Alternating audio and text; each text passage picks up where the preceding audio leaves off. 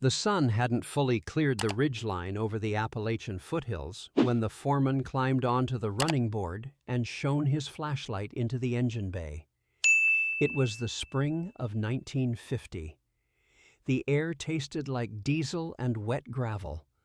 Somewhere below, crews were already swinging picks into the red clay of a future federal highway, one of hundreds being gouged out of American soil that year, and parked nose to tail along the access road, engines idling low and warm, were a row of trucks wearing a badge that most of the old-timers in this business had never taken seriously.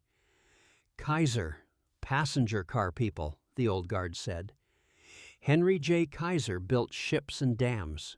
What did he know about trucks that worked for a living?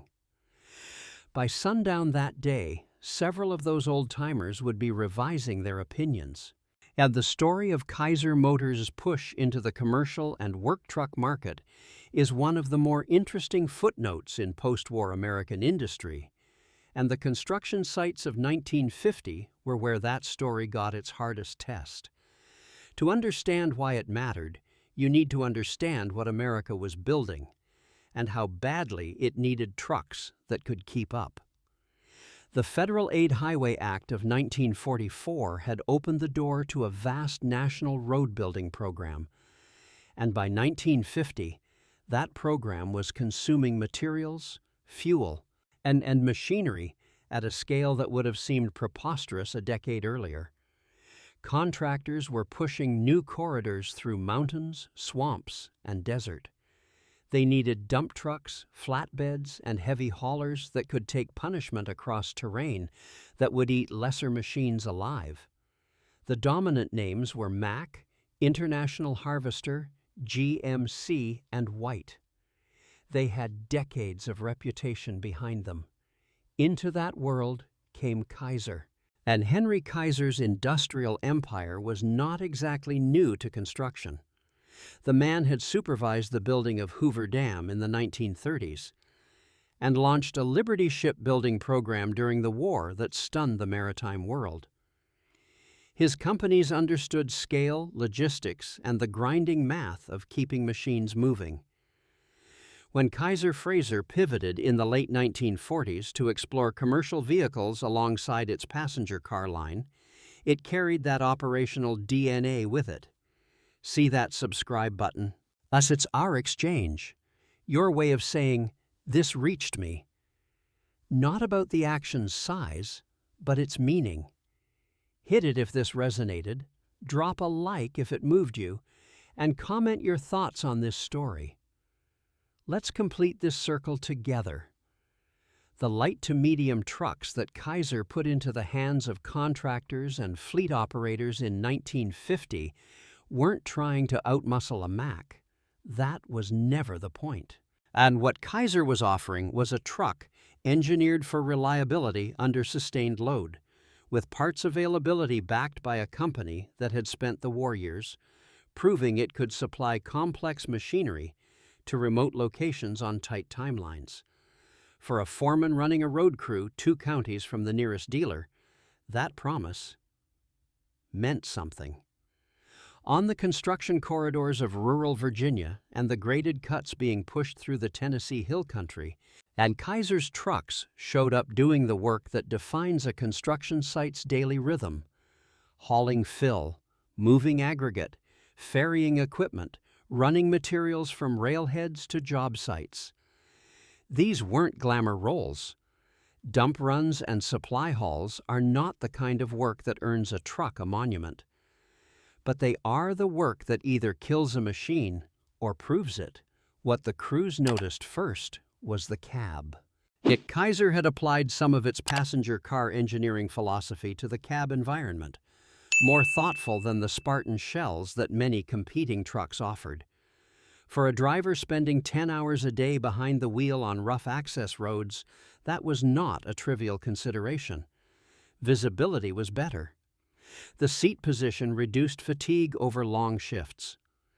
A driver who arrived at the end of his run less wrecked could turn around faster. The foreman noticed the second thing: the trucks came back.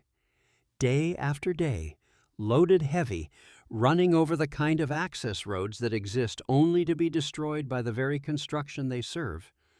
Kaiser's trucks logged their hours and held together. The maintenance crews ran their checks, replaced what needed replacing, and the machines went back out. And one contractor working a highway extension project in western Kentucky reportedly put a pair of Kaiser trucks through a full season of hauling crushed limestone from a quarry site. The haul road crossed a creek twice, ran over a ridge on a 6% grade, and covered approximately 4 miles round trip. Each load pushed the trucks near their rated capacity. By the end of the season, the contractor had logged thousands of round trips across that road, and the trucks finished the season in serviceable condition. That's not a dramatic story. It isn't supposed to be. In the construction business, reliability at rated capacity, sustained across months, is the whole game. Drama on a job site usually means something expensive broke. The broader context matters here. 1950 was a year when the American truck industry was still feeling its way toward what the post-war construction boom actually needed. When the old paradigms built around military surplus and pre-war designs were giving way. Contractors were getting more sophisticated about their fleet decisions. They were thinking about total cost of operation, not just sticker price. They were thinking about parts supply chains and service intervals. They were asking harder questions of manufacturers. Kaiser, with its roots in industrial logistics and its post-war ambition to become a serious player in American manufacturing, was positioned to answer some of those questions in ways the legacy truck makers sometimes weren't. Henry Kaiser had spent his career building things ahead of schedule and under conditions that conventional wisdom said were impossible. That mentality worked its way into how his companies thought about product support. By mid-decade, Kaiser's automotive ambitions would shift significantly. The company's passenger car business struggled against the Big Three in ways that proved insurmountable, and the eventual merger path that led toward Kaiser Jeep would redirect the brand's energy.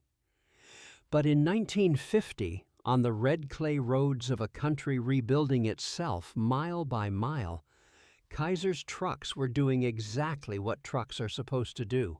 They were working.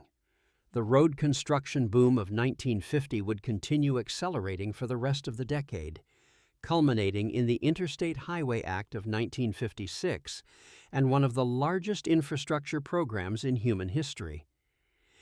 The trucks that built the groundwork for that system came from every major manufacturer of the era.